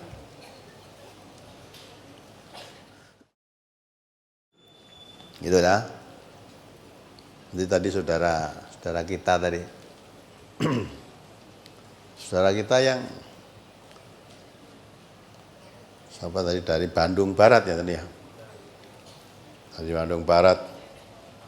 Preman Kalijodo itu loh. Saya tadi masih dengar ada preman dari Kalijodo. Dari? Agaknya. Nah ya. Tapi uripe dari preman yang Kalijodo ya. Ada tanda apa ditanya Pak Rudi tadi. Ini banyak ada bintang. Maksudnya bagaimana? Ya umpama dia itu kelasnya wis tinggi berarti bintang 3 kan wis Letnan Jenderal. Terus Mas Rudiar melu-melu. Boleh enggak kalau kita membuat tanda seperti itu? Ya boleh aja kalau berani resikonya. Sebab anak buahnya sudah tahu itu Letnan Jenderal tenan apa gadungan tuh ngerti. Anak buahnya kan ngerti. Kalau kamu tahu mau resikonya ya silahkan nganggo jenderal bintang 3 padahal kamu belum pernah jadi. Krocok aja belum pernah. Nanti bisa digarap krocokmu sendiri. Jadi semua kalau melihat bintang 3-nya itu, wah semua krocok-krocok di bawahnya hormat pada dia. Ya dah? Nah, saya dengar tadi setelah di MTA tidak boleh ngerokok, padahal dia narkoba. Keterangan dia tadi lah, narkoba ngerokok. Akhirnya karena memang sudah berazam untuk jadi orang baik, sekaligus ya berhenti tidak ngerokok. Minum narkoba berhenti walaupun rokok itu kadang-kadang 1 minggu sampai 10 hari katanya udah munting, kadang-kadang udah nggak bisa tenang, tapi akhirnya ya bisa. Malah istrinya yang mesake tadi kata. Karepe mboyo sithik-sithik Mas. Ngerokok biasanya 2 pak, sekarang 1 pak aja. Ya terus tinggal apa separuh, ini enggak kan. Wah enggak. Kamu kok malah jadi penghalang saya untuk meninggalkan. Iya betul ninggalkan buat sithik-sithik wae gitu. Karena sesuatu yang sudah enggak ada tuh tinggalkan del gitu kan ya. Ada pengaruh dah selama itu istrinya kerap kena marah, emosi dan sebagainya. Istrinya mengira ini karena ninggal ke rokok cara mendadak ini. Tapi alhamdulillah 10 hari ke sana sudah baik, sudah tenang, tentram. Nenek wong kondong rokok ra iso ninggalke itu bohong. Ora kok ra iso. Tidak mau gitu loh. Tidak mau ini kata Mas Iwan tadi, namanya Iwan ya. Nah, Mas Iwan tadi gitu, ini bisa tuh narkoba, ngerokok sudah bisa. Nah, yang saudara-saudara ngomong tidak bisa itu bohong, tidak mau gitu loh. Pemenang kalau kamu masih ngerokok berhenti yang ngaji, malah pilih mandek sing ngandek ngaji iso kok mandek ngerokok ra iso coba. Nah ini orang yang memilih jalan sesat ya begitu itu. Mandek ngaji yang begitu banyak kebaikannya, dicintai oleh Allah. Nabi mengatakan kamu menjadi orang yang paling baik, ya belajar dan mengajarkan Quran itu sebaik-baik manusia. Ya, jadi orang baik berhenti malah bisa. Rokok berhenti malah nggak bisa. Oh memang ini memang tidak mau jadi orang baik. Ya sudah biar dirasakan akibatnya nanti. Nanti tentu akan terbunuh oleh apa? Rokoknya. Quran itu membunuhmu kok. Mumpung isih urip ya ngerokok ae terus ra apa-apa nek wis dipateni karo ngerokok ae wis mandek dhewe. Ya. Nah, itulah. Itu namanya menyengaja untuk menyengsarakan dirinya. Walaupun ngaji ilmunya sudah tahu tapi menyengaja untuk menyengsarakan dirinya itu sengaja. Ya dah. Ya biar akibatnya kan ditanggung sendiri-sendiri. Maka di sini walaupun kamu ngerokok tidak dilarang ngerokok, mung nek isih ngerokok mandek kosek sing ngaji gitu loh. So nek wis kalau sudah berhenti ngerokoknya baru boleh ngaji lagi. Sebab kalau kamu ngerokok pengajian ini nanti tidak menyebarkan penyakit pada yang lain. Penyakitnya rasakno dhewe wae ya dinikmati sendiri, akibatnya dipikul sendiri, itu jangan nularkan pada yang lain. Bisa lah, kenyataannya bisa. Sekarang udah enggak ngerokok sama sekali. Udah bintang 3 padahal. Saudara belum bintang aja wis mondor iso ya. Kalau kamu tidak bisa berhenti ngerokok, saya yakin berarti kamu nggak pernah puasa Ramadan.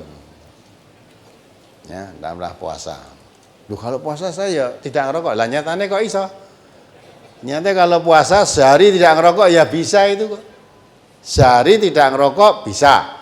Nah sekarang dia masuk malam, nek selak kepengin rokok, ndang tidur aja kan wis. Sesuk tangi-tangi sahur makan terus orang rokok. Nah lama-lama kan bisa. Jadi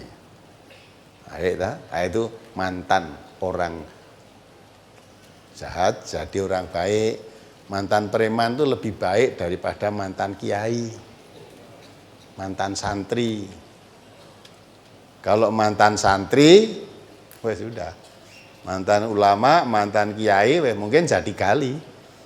Tapi kalau mantan preman jadi orang Islam, lah lebih baik dia. Dia jadi walik loh ya, aku dipotong. Loh, MTI kiai karo gali diapike gali. Alhamdulillah, dan istrinya saya salut juga. Mudah-mudahan istri solehah. Di dekat tangan dia sudah nikah yang sudah 5 kali kok.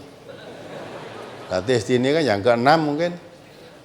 Ya, pandangannya pun berbeda ketika masih aktif jadi preman.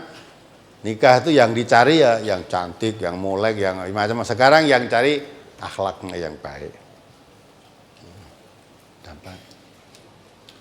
Kebetulan dapat seorang istri. Ya. Kemudian istrinya namanya seperti istrinya siapa? Istrinya Nabi. Aisyah. Istri Nabi yang paling cerdas, paling pandai. Paling disayang oleh Nabi. Ya, namanya ya mudah-mudahan bisa mengikuti jalannya ini sehingga untuk menebus dosa-dosanya kemarin ya enggak usah membaca apa 1000 kali seperti yang ditanyakan Bapak dari mana kemarin Blora kemarin ya ta? Sholat tasbih seumur hidup, sholat hajat seumur hidup, sholat apa lagi kemarin? Puasa Daud seumur hidup, terus memberi tebusan dengan uang 10% dari kekayaannya. Terus saya tanya kemarin, tebusan dibayarkan kepada siapa? Ya pada ustadznya, pada kiainya. Model Islam seperti itu nggak ada. Taubat cara Islam, petunjuk Al-Quran dalam surat Az-Zumar ayat 53 sampai 61 dibaca di situ taubat. Nah, jadi jangan mudah dihapusi, ditipu. Ya, jadilah. Dan maka orang jelek itu bisa jadi baik, orang baik bisa menjadi jelek.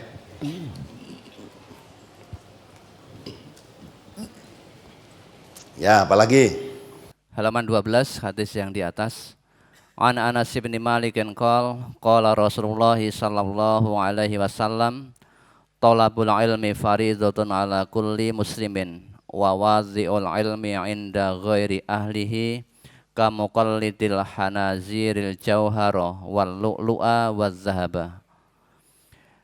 Dari Anas bin Malik ia berkata, Rasulullah sallallahu alaihi wasallam bersabda, menuntut ilmu itu wajib bagi setiap muslim dan memberikan ilmu kepada orang yang tidak semestinya itu seperti mengalungkan permata, mutiara dan emas pada babi. Hadis riwayat Ibnu Majah juz 1 halaman 81 nomor 224 dhaif karena dalam sanadnya ada perawi bernama Hafs bin Sulaiman. Yang ditanyakan dan dimohon penjelasan pada kalimat memberikan ilmu kepada orang yang tidak semestinya. Nah iya kan? Ilmu pada orang yang tidak semestinya. Ya bukan pada tempatnya. Ya seperti mengalungkan apa tadi? Permata, mutiara, emas. Ya pada babi. yang tidak ada gunanya atau babi kok dikai permata. Maka memberikan ilmu itu kepada yang semestinya. Jangan memberikan ilmu yang tidak ada manfaatnya. Itu aja. Artinya orang diberikan ilmu itu orang yang memang membutuhkan ilmu itu betul, diberikan pelajaran. Kalau dia membutuhkan ilmu, diberikan ilmu itu dia akan manfaat pada dirinya. Tapi kalau seperti tanah tandus tadi diberikan ilmu ya sawaun alaihim. Andar tahum alam tumdirum yumin, sama saja. Orang itu kalau memang sudah keras hatinya, diberi ilmu atau tidak diberi ilmu sama aja. Mendengarkan saja sudah benci, bagaimana kamu akan menerangkan? Ya tak? Coba ayat berikutnya tadi yang hadis paling bawah itu dibaca sekali. An Nabi Bakrata anin Nabi sallallahu alaihi wasallam qala udu aliman au muta'alliman au mustami'an au muhibban la takunil khamisa fatahlik. Dari Abu Bakrah dari Nabi sallallahu alaihi wasallam, beliau bersabda, jadilah kamu orang yang pandai atau mengetahui, atau orang yang belajar, atau orang yang mendengarkan, atau orang yang senang atau cinta. Janganlah kamu menjadi orang yang kelima, maka kamu akan celaka. Ya. Jangan jadi orang yang kelima.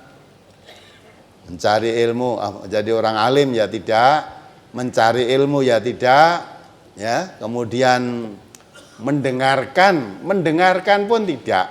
Apalagi mendengarkan, mencintai aja nggak ada, benci adanya. Ada orang yang mencintai aja nggak ada, kok kamu berikan ilmu di situ percuma, wong dia ada rasa cinta aja tidak. Nah, maka nasihat Nabi itu jadilah kamu orang alim. Lalu sebelum jadi orang alim, jadi orang yang cari ilmu, akhirnya jadi orang berilmu, orang alim.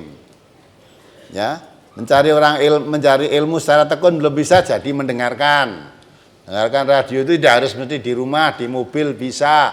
Di mana tadi malah ibu yang katakan tadi, ya, bapak dari mana? Dari Subang tadi ya. Sana belum ada. Tadi yang saya dapat, tadi itu direkam terus. Akhirnya kalau kemana aja ke sawah bawa rekaman itu, sehingga bisa didengarkan terus. Itu berarti punya cinta, rasa mendengar itu cinta. Ya. Di rumah kalau neng sawah nanti kan tidak bisa radionya dibawa, maka sudah direkam di HP-nya, kemana-mana didengarkan, dibawa. Ya sudah, karena ada rasa cinta mendengarkan. Lah kalau ada rasa cinta mendengarkan tadi, kepingin, ingin memiliki, ingin mengetahui, akhirnya datang ke sini baru sekali itu. Karena cintanya suka mendengarkan. Lah kalau orang mendengarkan saja sudah tidak suka, radio ini malah dibanting, malah beting, lah itu kamu berikan ilmu pada dia, padha karo ngalungi mutiara nenggon babi udah. Ya, jadi memberikan ilmu kepada orang yang tidak suka, ya, dengarkan saja sudah marah itu. Nah, itu penting kan? Kalau dia suka, belum sempat mencari, tapi saya sudah suka, kamu berikan, dia tidak diberi aja, dia berusaha untuk mendengarkan kok. Karena Subang sini itu juga jauh, ya sudah dengarkan saja kemana-mana. Tapi berhasrat dalam hatinya karena sudah ada rasa suka tadi. Suatu saat ingin datang ke pusatnya. Alhamdulillah keturutan ini malam tadi datang sama istrinya. Ya, itu punya rasa suka, modal yang terakhir suka. Kalau suka aja tidak ada, dari kamu jadi golongan yang kelima, mesti celaka kan. Tidak akan selamat, mesti rusak, tidak akan jadi baik. Apalagi halaman 6 pada arti hadis yang paling bawah. Dan barang siapa yang malas beramal, maka tidak akan mencapai pada martabat orang yang beramal. Ini maksudnya bagaimana? Mohon penjelasan. Coba kamu baca aja. Ayo dibaca. Dari Abu Hurairah, ia berkata, Rasulullah Sallallahu Alaihi Wasallam bersabda, barang siapa menolong orang mukmin satu kesusahan dari kesusahan-kesusahannya di dunia, maka Allah akan menghilangkan baginya satu kesusahan dari kesusahan-kesusahan pada hari kiamat. Barang siapa yang memberi kemudahan kepada orang yang dalam kesulitan, maka Allah akan memberinya kemudahan di dunia dan di akhirat. Barang siapa yang menutup celah orang muslim, maka Allah akan menutup celahnya di dunia dan di akhirat. Dan Allah senantiasa menolong hambanya selagi hamba itu senang menolong saudaranya. Barang siapa menempuh jalan untuk mencari ilmu, maka Allah akan memudahkan baginya jalan ke surga. Dan tidaklah suatu kaum berkumpul di dalam suatu masjid dari masjid-masjid Allah, mereka membaca dan mempelajari Al-Quran, melainkan turunlah ketenangan jiwa dan rahmat menyelimuti mereka, dan para malaikat menaungi mereka, dan Allah akan menyebut-nyebut mereka di hadapan para malaikat yang berada di sisinya. Dan barang siapa yang malas beramal, maka tidak akan mencapai pada martabat orang yang beramal. Ya, apa yang ditanyakan? Arti yang terakhir tadi, barang siapa yang malas beramal, maka tidak akan mencapai pada martabat orang yang beramal. Ini mohon dijelaskan. Dan juga ini apakah orang yang malas bekerja termasuk atau sama dengan orang yang malas beramal? Iya, ya. Orang yang malas beramal tentu tidak akan meraih seperti orang yang rajin beramal. Wis ketok nek kuwi. Masuk orang yang malas bekerja tentu tidak akan mendapatkan hasil dengan sesuai dengan orang yang rajin bekerja. Ya, kamu malas bekerja, kepinginnya jadi orang kaya tapi kerja malas, mesti lain hasilnya dengan orang yang kepingin jadi orang kaya rajin bekerja. Dan rajin bekerja hasilnya pantes dia kerja rajin kok. Nah, itu malas-malas kok iso. Ya beda toh, mestinya orang yang rajin dengan yang orang malas tentu hasilnya beda. Beramal juga begitu. Ya tahu. Ilmu tahu tapi tidak mau mengamalkan. Dengan orang yang tahunya ilmu disebarluaskan, diamalkan dalam kehidupan, tentu lain. Derajatnya lain. Seperti katakan oleh Nabi tadi, orang yang punya ilmu tidak mau mengamalkan seperti lebah tidak bermadu atau seperti pohon tidak berbuah. Tapi orang yang punya ilmu diamalkan, nah itu nanti akan dapat syafaat dari ilmunya itu. Ya tak? Dapat syafaat. Maka Nabi kita mengatakan Al-Quran syafi'un musyafaun. Quran itu syafaat yang akan mensyafaati orang yang di dalam Quran itu. Maka barang siapa menjadikan Quran di depannya diikuti, apa yang dikehendaki Quran selalu diikuti, ya dia dapat syafaat nanti di akhirat. Syafaat dari Al-Quran itu. Tapi orang yang mengerti Al-Quran tetapi tidak mengamalkannya, ya tidak akan dapat derajat seperti yang mengamalkan tadi. Nah, dia mungkin termasuk orang yang mendustakan. Sebenarnya suatu hal yang gampang tuh, wong rajin beramal dengan tidak rajin mesti berbeda. Hasilnya berbeda lah. Hadis tadi juga menerangkan Allah akan mengangkat derajat. Yarfa'illahu alladziina amanu minkum walladziina utul ilma darajat. Jadi Allah akan mengangkat orang yang berilmu dan beriman, diangkat derajatnya beberapa derajat. Nah, orang ini berilmu tapi tidak beriman, maka walaupun punya ilmunya nggak akan dilakukan. Tapi dengan punya ilmu dan punya iman, dia akan terdorong dengan ilmu yang dimilikinya, akan disebarkan, didorong oleh imannya untuk beramal soleh kan. Maka di ayat lain dikatakan man amila solihan min dzakarin wa unsa wa huwa mu'minun falanuhyiyanahu hayatan thayyiban. Orang yang orang beramal soleh dasari iman. Laki perempuan sama akan dapat kehidupan surga nanti. Dan orang yang dijamin masuk surga juga amanu wa amilus sholihah, beriman dan beramal soleh. Tidak hanya beriman dan berilmu saja. Maka ilmu diamalkan, ilmu yang diamalkan didorong karena iman tadilah, itu namanya amal soleh. Jadi syafaat itu Nabi memberikan syafaat sejak di dunia ini. Diberikan ilmunya. Ya, digambarkan ilmu itu digambarkan seperti biji suatu pohon. Biji ditanam, tumbuh pohonnya. Ilmu diamalkan, digambarkan terus tumbuh pohon tadi. Pohon tumbuh akhirnya berbuah. Buah dari pohon tadilah hasilnya. Lah, ilmu diamalkan akan buah amal. Buah dari amal pahalanya tadi. Maka ilmu ditanam, biji ditanam, tumbuh pohon. Kalau ilmu dimiliki, diamalkan, seperti gambarannya seperti batang, tumbuh batangnya tadi.